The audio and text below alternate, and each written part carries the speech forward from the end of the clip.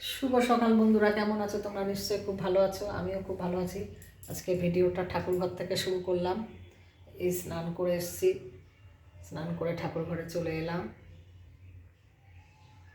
মানে ঠাকুর ঘরে মনে হচ্ছে সারাদিন বসে বসে থাকি পুজো করার পরেও।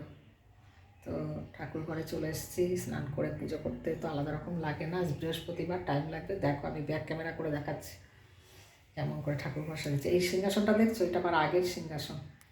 এখন হচ্ছে এই মার্বেলের সিংহাসন। তারপর ঠাকুরঘরটা, ঠাকুরকে কেমন লাগছে, রাধা মাধব সবার মঙ্গল করো। খুব সুন্দর করে ফুল দিয়ে সাজিয়েছি। কিছু গাছের ফুল আছে, কিছু কেনা ফুল আছে। জয় রাধে গোবিন্দ, সবার মঙ্গল করো। জয় সোনা গোপাল, জয় মা সরস্বতী। হর হর মহাদেব, হর হর মহাদেব, হর হর মহাদেব। আর ধূপকাঠির গন্ধ সারা ঘরে, ঠাকুর ঘরে একটা অন্যরকম অনুভূতি হচ্ছে। পবিত্র পবিত্র জায়গা, সব থেকে পবিত্র জায়গা ঠাকুরের জায়গা না?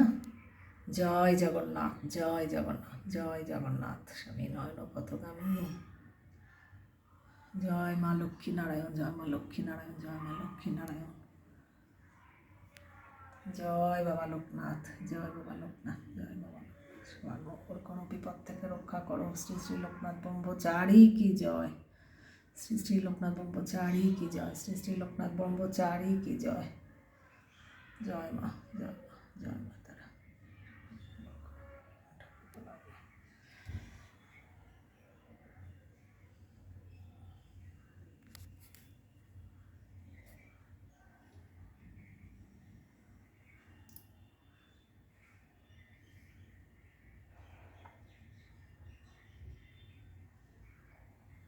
পুরো বজরংবলী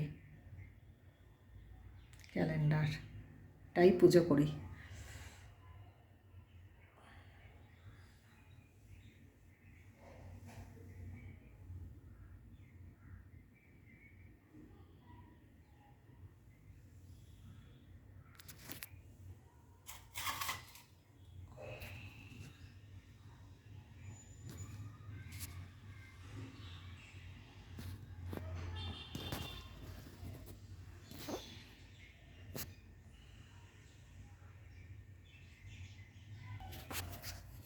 তো চলো পুজো করে নিই, পরে আবার কথা হবে।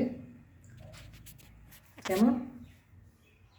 তোমরা পুজো করে নাও। বৃহস্পতিবার কে কীরকমভাবে পুজো করো জানাবে কমেন্ট করে। টাটা। ঠাকুর ঘরে পুজো করতে একটা আলাদা রকম অনুভূতি লাগে, মনে হচ্ছে সারাদিন এখানেই বসে থাকি। পবিত্র লাগছে নিজেকেই।